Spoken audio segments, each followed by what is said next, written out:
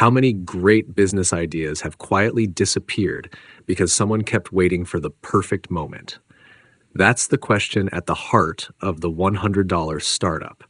Chris Guillebeau argues that plenty of successful businesses didn't begin with huge investments or flawless strategies. They began with action. If you've ever felt like you're stuck waiting for permission to start, that feeling is exactly what this book explores. The link is in the description. Maybe you're wondering what business to start. Maybe you have a hobby but can't see how it becomes income. Maybe you're convinced you need a detailed master plan before taking the first step, or you're unsure what to charge if you ever do launch.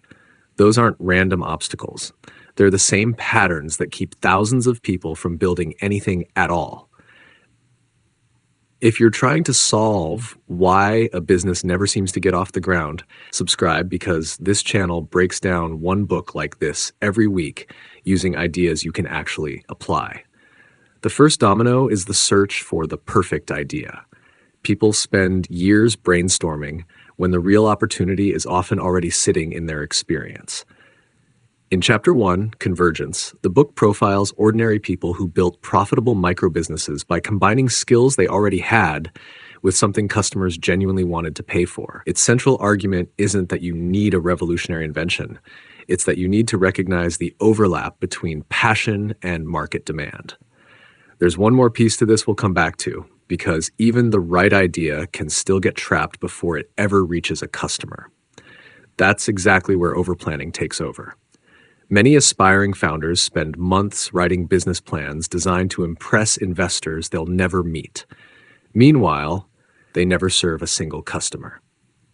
Chapter 4, the one-page business plan, makes the case that long plans often create the illusion of progress while slowing everything down. Instead, the book argues for focusing on the essentials: what you're selling, who it's for, and how it makes money. If you've ever found yourself endlessly planning instead of launching, let me know in the comments. That's one of the biggest traps new entrepreneurs fall into. Once you've simplified the plan, another problem appears. Plenty of businesses have solid products that barely sell because they spend all their time describing features instead of explaining why anyone should care.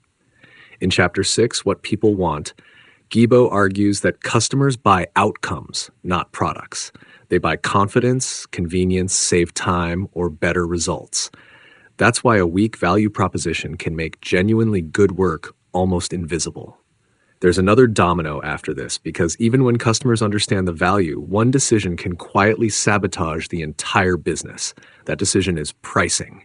New founders often charge based on fear, trying to be the cheapest option instead of reflecting the value they create. The result isn't just lower income, it often attracts customers who complain the most and expect the most. Chapter 8, Pricing, What's It Worth to You, reframes price as more than a number. It becomes a signal of the transformation your business delivers. Apple didn't become one of the world's most valuable companies by competing on the lowest price. It built perceived value first, and pricing reinforced that lesson. But none of those improvements matter if the business never launches. Chapter 10 argues that perfectionism is one of the most expensive habits an entrepreneur can have. The founders throughout the book repeatedly launched in days or weeks, then improved based on real customer feedback instead of endless assumptions. Waiting until everything feels perfect usually means waiting until someone else has already learned what the market wanted. And that's really the book's core message. Waiting for the perfect idea, writing endless plans, underpricing your work, and delaying your launch aren't separate mistakes. They're one chain that keeps you stuck in planning mode while months of potential income slip away.